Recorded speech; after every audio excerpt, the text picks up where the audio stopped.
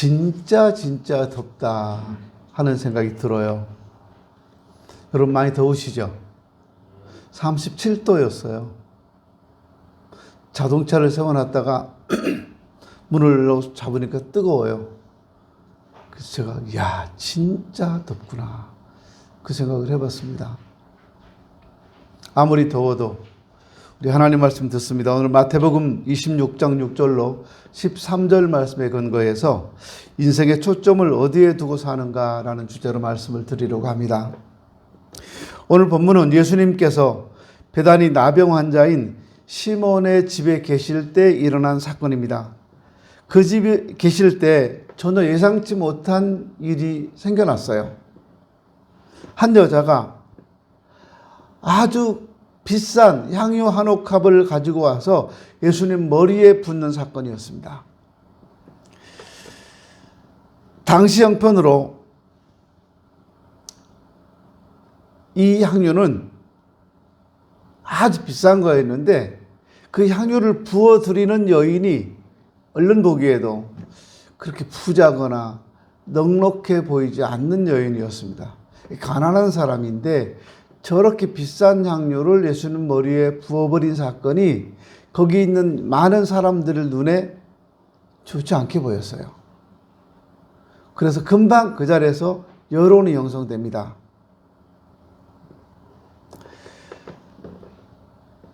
그렇게 귀한 걸, 그렇게 비싼 걸 왜 허비하느냐?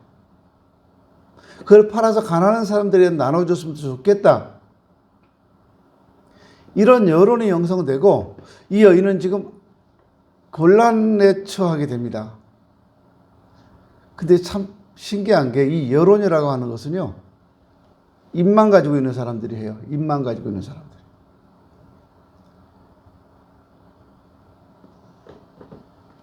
이 사람들은 예수님께 향유는 고사하고 냉수 한 그릇도 드리지 않았어요.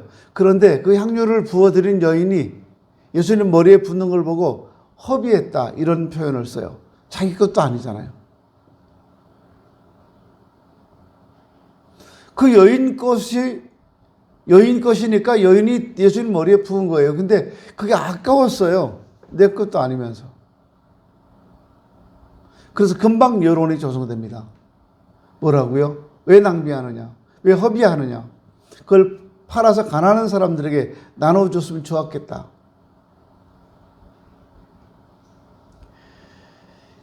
문제가 이렇게 되고 여론이 조성된 데는 이유가 있습니다. 그게 뭐냐 하면 이게 너무 비싼 물건이라는 거예요. 마가는 이 향유를 300데나리온이다 이렇게 말해요. 여러분 하루에 그 일당이 작년이 한 데나리온을 받았어요. 성경에 많이 써 있잖아요. 300데나리온이면 거의 1년 연봉에 해당되는 거예요. 여러분 1년 연봉만큼 웬만하면 연봉은 3, 4천 하잖아요. 우리 동네니까.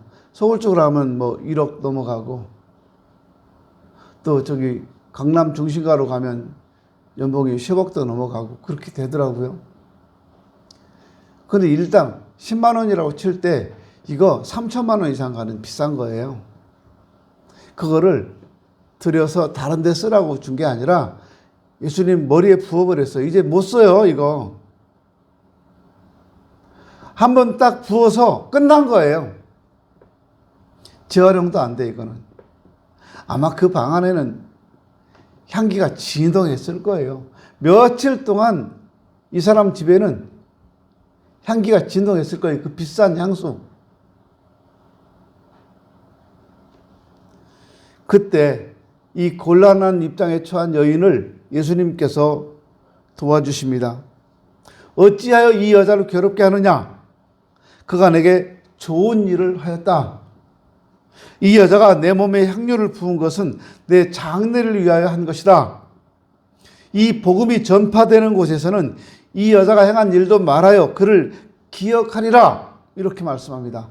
여러분 예수님의 이 말씀이 이루어졌습니까? 안 이루어졌습니까? 다 이루어졌어요. 그래서 예수님은 진짜 죽으셨고요. 또 이 여자가 2000년 전에 행했던 향유 한 그릇, 향수 하나 예수님 머리에 부어드렸을 뿐인데 2000년이 지난 지금 이스라엘도 아니고 대한민국에 사는 우리가 이 이야기를 듣고 있어요. 알고 있고요. 그럼 이 복음이 전파되는 곳에 이 여자가 행한 일도 기억되리라고 하신 예수님 말씀은 이루어진 겁니다. 우리가 여기서 한번 깊이 생각해야 할 말씀이 있어요. 이 여자가 내 몸에 향료를 부은 것은 내 장례를 위하여 함이라는 말씀입니다.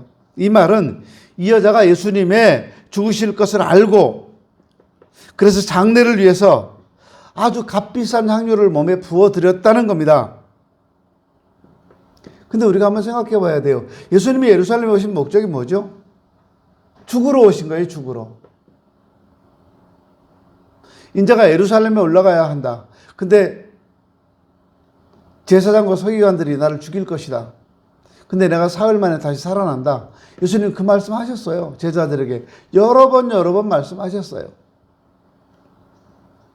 그런데 이렇게 예수님께서는 수차례 본인이 죽으실 것을 말씀하셨는데 예수님이 예루살렘에 올라가셔서 죽으실 것이라고 생각한 제자는 아무도 없었어요. 이게 신기한 거예요. 예수님은 지금 죽으러 올라가시는데 함께 따라온 갈릴리 제자들은 예수님이 예루살렘에서 죽으실 것이라는 생각은 아무도 안 했다니까요. 예수님은 죽으러 간다고 말씀하셨어요. 근데 아무도 안 믿었어요. 그런 생각조차 안 했어요. 그래서 예수님이 예루살렘 올라가셔서 왕이 되시면 우리도 한 자리 얻을 것이다. 큰 기대를 가지고 지금 예수님 따라왔습니다. 그런데 예수님의 제자들조차도 알지 못했던 예수님의 순한 사실을 이 무명의 여인이 알고 있었다는 겁니다. 이건 놀라운 일이에요. 제자들에게 여러 번 말씀하시는데 제자들은 모르고 있었다니까요. 근데 이 여인은 그 사실을 알고 있었어요. 어떻게 이런 일이 있을 수 있을까요? 우리 교회도 그런 경우 종종 있어요. 목사가 중직자들에게 여러 번 이야기했는데 아무도 기억 못해요. 근데 한쪽에서 조용하게 예배만 드리고 있던 어떤 성도가 그걸 다 기억하고 있는 경우가 있어요. 그래서 그렇게 하는 경우가 있어요. 신기하죠? 예수님은 이 여자가 향료를 부은 것은 내 장례를 위하여 한 것이다 말씀하십니다. 그러면 이 여인은 그걸 알고 있었다는 거잖아요. 어떻게 알았을까요? 어떻게 알았는지는 성경이 침묵합니다. 근데 우리가 여기서 주목해야 할 부분이 뭐냐 하면 초점이에요, 초점. 이 여인은 예수님께 초점을 맞추고 있었고 제자들은 자기 자신에게 초점을 맞추고 있었어요. 그러니까 몰랐어요. 예루살렘 올라가시면 우리도 한 자리씩 할 것이다. 여기에 초점을 뒀어요. 그래서 서로 누가 크냐 자리 다툼하게 되었고 세베대의 두 아들은 어머니를 동원해서 예수님께 로비까지 하려고 했어요. 자기에게 초점을 맞추다 보니까 예수님이 하시는 말씀이 귀에 들어오지 않았다 그 말입니다. 순수하게 받아들이지 못하고 자꾸만 자기들에게 맞게 왜곡하는 경우가 있어요. 교회 안에도 그래요. 꼭 우리 교회라는 얘기는 아닙니다. 자기들 귀에 맞게 들어요.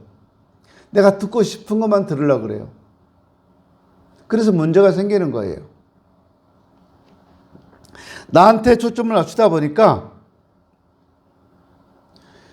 왜 목사님이 저 말씀하실까? 왜 하나님께서 저런 말씀을 주셨을까? 여기에는 관심이 없어요.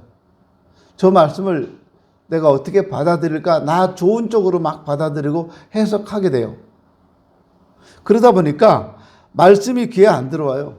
순수하게 받아들이지 못하고 자꾸만 왜곡하게 되더라는 겁니다.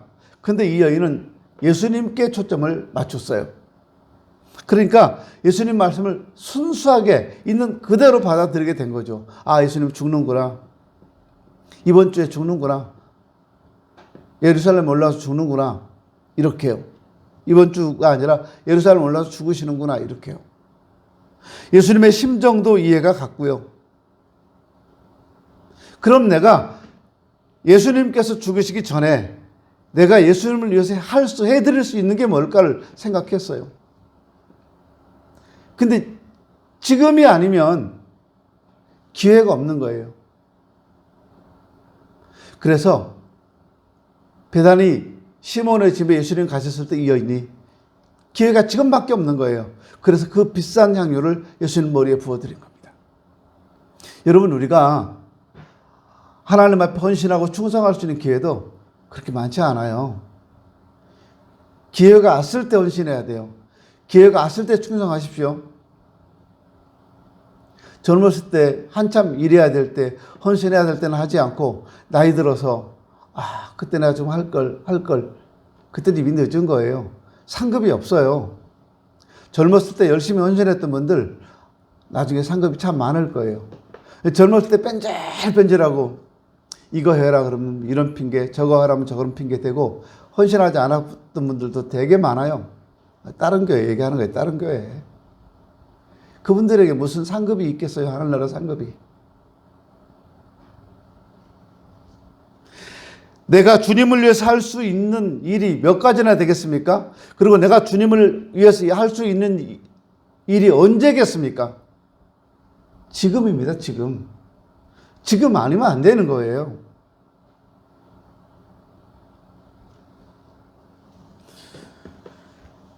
우리는 여기서요, 무엇에 초점을 맞추느냐가 얼마나 중요한지를 알게 됩니다. 어디에 초점을 맞추고 사는가에 따라서 하나님이 원하시는 삶을 살아갈 수도 있고 하나님이 기뻐하시는 삶을 살 수도 있고 반대로 하나님의 뜻과 전혀 상관없이 살 수도 있다, 그 말입니다. 교회는 나오는데 예수는 안 믿어요. 교회는 나오는데 하나님 말씀과는 전혀 상관없이 살아가요. 이 사람이 그리스도인 맞습니까? 교회는 나오는데 하나님 일에 관심이 없어요. 교회는 나오는데 하나님과 아무 상관도 없고 하나님 말씀이 뭐라고 해도 관심을 두지 않아요. 이분이 그리스도인 맞습니까? 아니잖아요. 내가 예수님께, 하나님께 초점을 두고 그분의 말씀에 초점을 맞추고 살아갈 때 그 사람이 진짜 그리스도인인 거예요.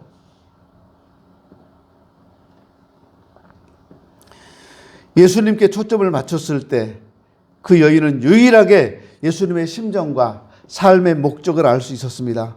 그래서 예수님이 죽으시기 위해 예루살렘에 올라오셨다는 걸 알 수 있었어요. 그래서 그 장례를 준비할 수 있었고 주님을 위해서 자신의 가장 귀한 것을 바쳐서 헌신할 수가 있었습니다. 물론 그 일로 인해서 이 여인이 받은 축복은 이루 말할 수가 없어요. 우리 이 여자 이름도 알잖아요.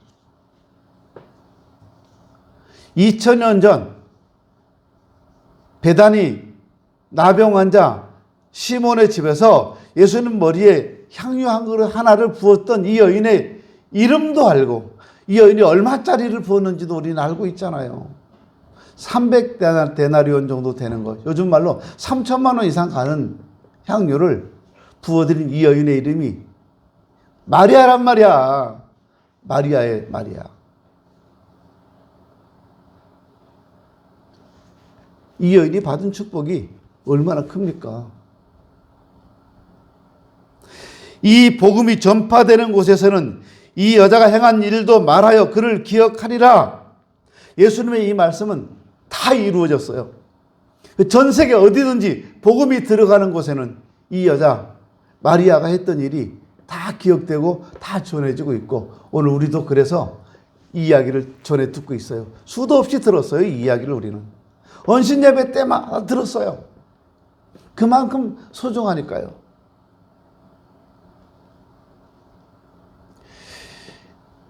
이 비슷한 일을 우리는 다윗의 경우에서도 찾아볼 수 있습니다. 사울과 다윗은 같은 시대 사람입니다.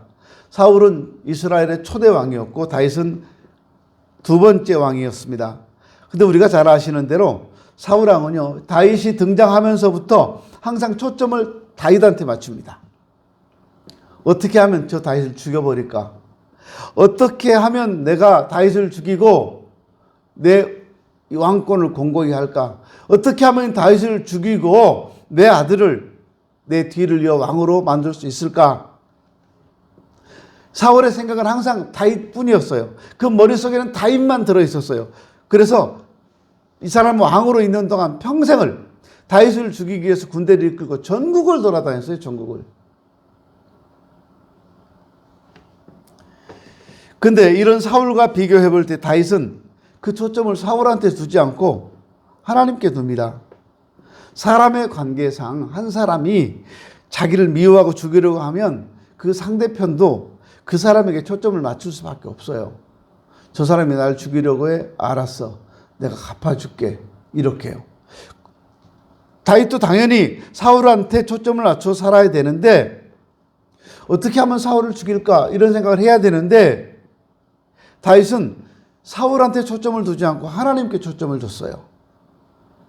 그러니까 어떻게 하면 내가 하나님 뜻대로 살 수 있을까? 어떻게 하면 하나님 마음에 합당하게 살아갈 수 있을까? 여기에 초점을 맞추고 살았다는 겁니다. 그러다 보니까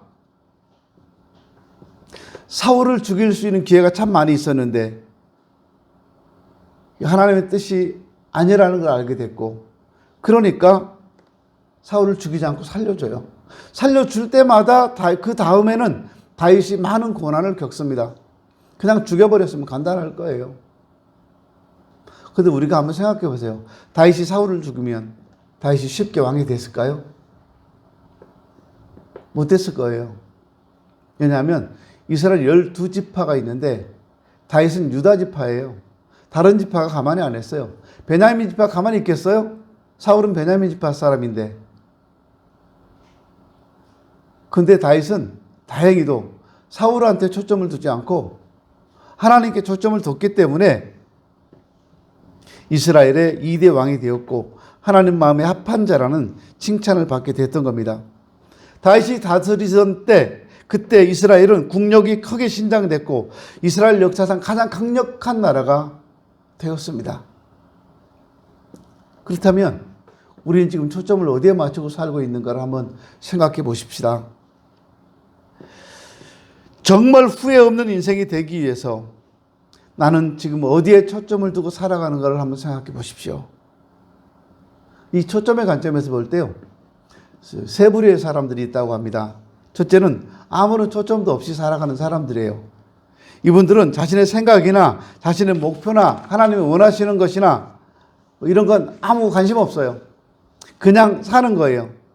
아침에 일어나면 회사 가고 회사 일하고 퇴근해 와서는 집에 돌아와서 텔레비전 켜놓고 보다가 졸리면 자고 그 다음날 눈 뜨면 또 출근하고 이렇게 살아가는 분들이에요. 뚜렷한 목표나 가치관이 없어요. 그저 흘러가는 인생과 함께 시간과 함께 인생도 같이 흘러가는 겁니다. 또 하나는 세상의 성공과 가치관에 따라 살아가는 사람이 있습니다. 이분들은 초점이 분명해요. 돈과 명예와 권력에다 초점을 맞추고 어떻게 해서든지 많이 벌어야 되고 어떻게 해서든지 높은 곳에 올라야 되고 어떻게 해서든지 내 이름을 많은 사람에게 알리고 싶어 합니다. 초점은 있는데 그 초점이 잘못됐다는 거예요. 이런 사람들은 특징이 있어요.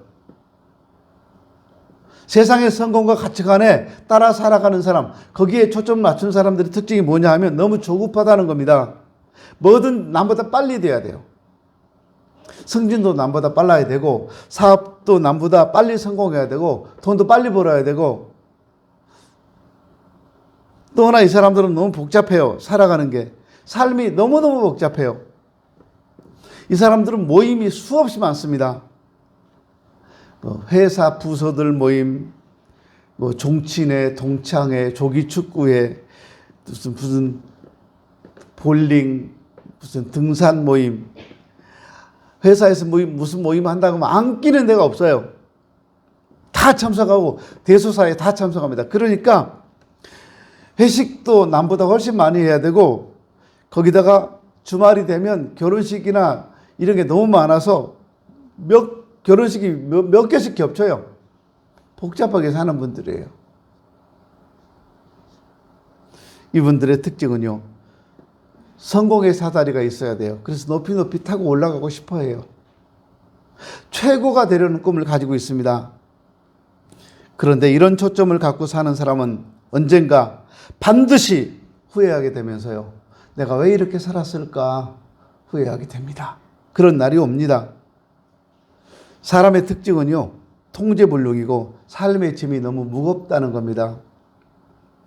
사울이 바로 이렇게 살았던 사람이잖아요. 한 나라를 이끌고 간다는 것이 얼마나 힘들고 무겁겠어요. 우리가 저부터도 대통령 막 욕해요. 근데 사실 저 대통령 안 해봤잖아요. 여러분도 안 해보셨잖아요. 대통령이라고 하는 자리가 얼마나 어깨가 무거운 자리인가 생각해보면 힘들기도 할 거예요. 이거 하면 이쪽에서 뭐라 그러고, 이거 하면 이쪽에서 뭐라 그러고, 이렇게 해주면 앞뒤에서 뭐라고 하고, 참 힘든 자리이겠다 생각은 해봅니다. 그러니까 힘든 자리니까 능력 있는 사람이 가야 되고, 힘든 자리니까 그를 잘 조화를 이룰 수 있는 사람이 가야 되잖아요. 힘든 자리에 올라가서 누리려고만 하고 아무것도 할 것 안 해버리면 그거 안 되잖아요. 사울이 바로 그런 사람이잖아요. 한 나라를 이끌고 가는 것도 힘들어 죽겠는데 이 사람은 나라를 잘 평화롭게 하고 적으로부터 나라를 보호하고 이런 데 관심이 없었어요. 다윗을 죽이는 일에만 관심이 있었어요. 한 나라의 지도자가 잘못된 데 관심을 가지게 되면 국민들이 피폐해지고 힘들어지는 겁니다. 사울은 평생 죽을 때까지 다윗을 죽이기 위해서만 다녔어요. 이 사람은 왕하면 안 되는 사람이었어요. 이렇게 다윗을 죽이는 일에만 정신을 다 뺏겨버렸으니까 그 삶이 얼마나 힘들었겠습니까? 죽이려고 쫓아가면 도망가고 있다고 신고받고 가서 보면 또 없고 얼마나 힘들었겠어요. 우리 가운데 혹 이렇게 살아가는 분이 계시다면 삶을 바꿔야 합니다. 초점을 바꿔야 됩니다. 그래서 좀 더 여유 있게 사세요. 집에서도 직장에서도 너무 여유가 없는 분들이 있어요.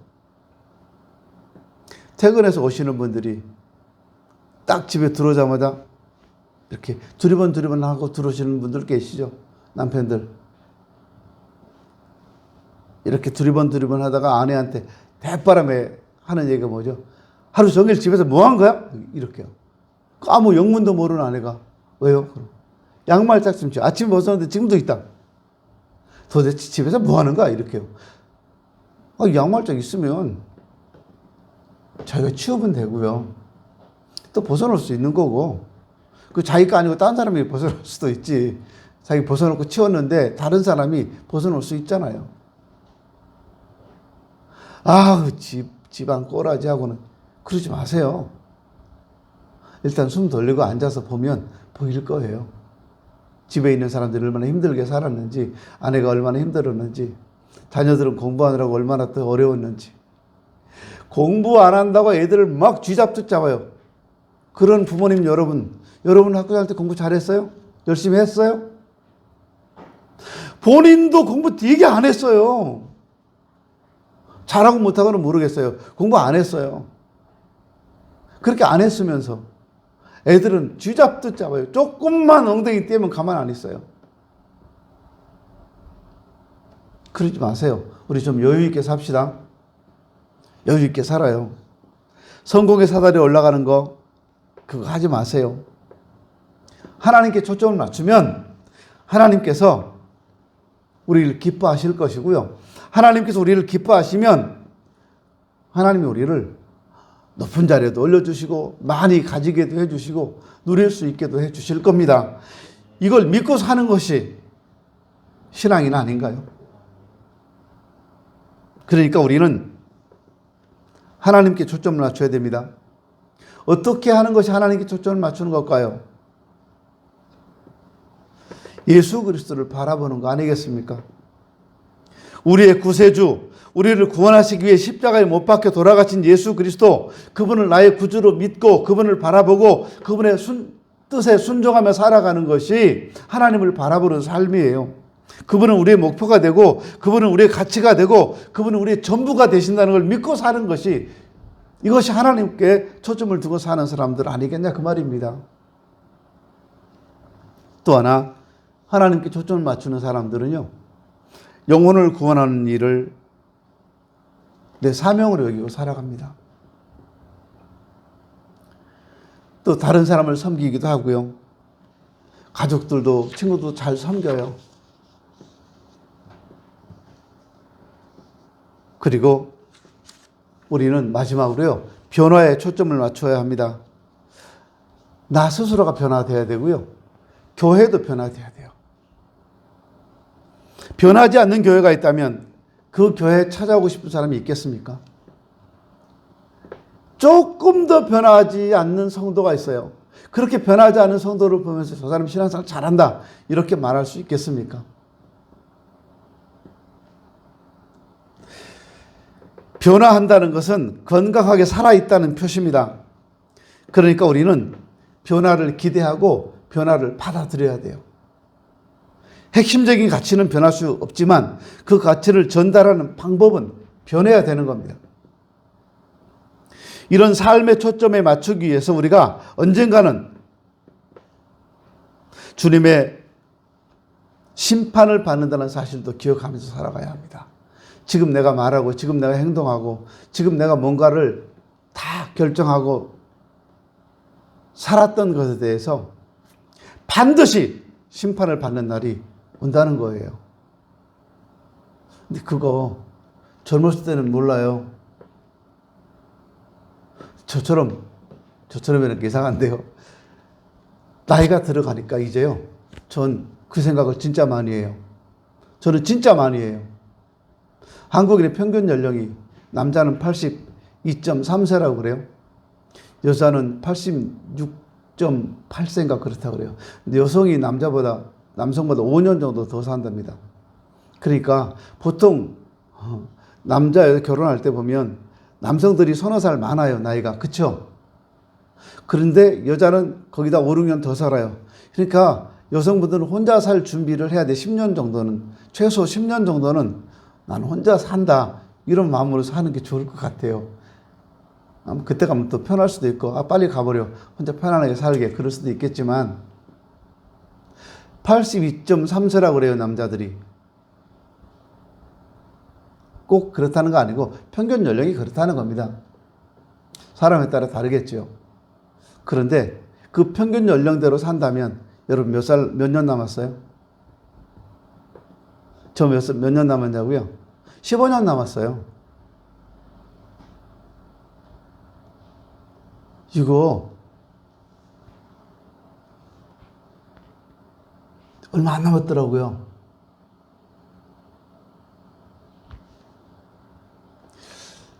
저희 어머님을 보니까 90이 넘어가시니까요. 병원비가 엄청나게 많이 나와요. 병원 진료비가 많이 나와요. 지난 주간도 일주일 내내 병원에 입원해 계시다가 어제 토요일 날 퇴원하셨어요.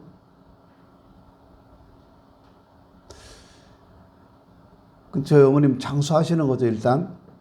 장수하셔도 살아계시는 게 좋긴 좋아요. 쪼글쪼글한 얼굴이라도 가서 보고, 그렇게 쭉쭉 늘어지는 손인데도 가서 만져보고, 그럼 좋잖아요. 안 계시는 것보단 좋아요. 근데 살아있는 동안에, 생명이 연장되어 있는 동안에 비용이 많이 든다 그 말이에요. 이렇게 짧은 인생이에요. 82.3세, 86.8세, 87세. 몇 년 남았어요, 여러분? 그 후에는요, 우리 이 세상에서 흔적도 없이 사라지는 거예요. 죽자마자 바로 불로 태워가지고 화장해서 이만큼 재 하나 갖다 뿌려버리잖아요.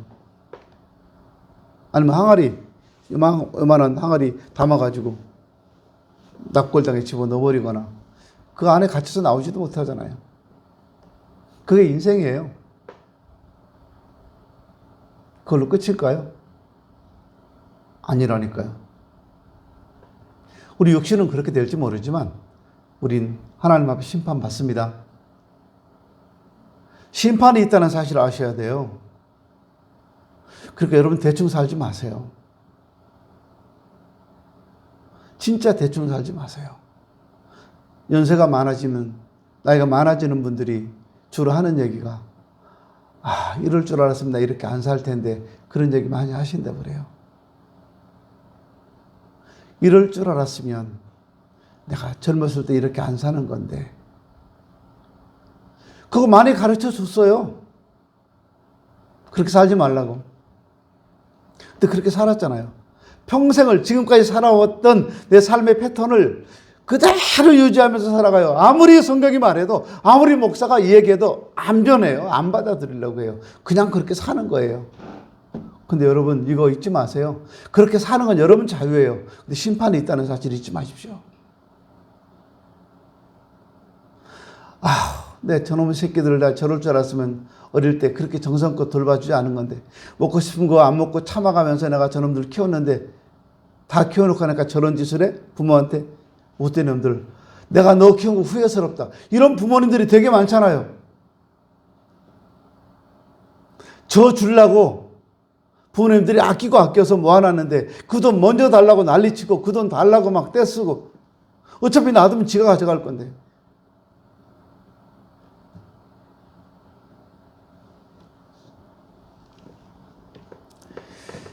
그래서 우리는 하나님의 음성과 하나님의 비전과 가치에 집중할 필요가 있습니다. 사람들의 박수갈채보다는 하나님께 인정받는 사람이 되십시오.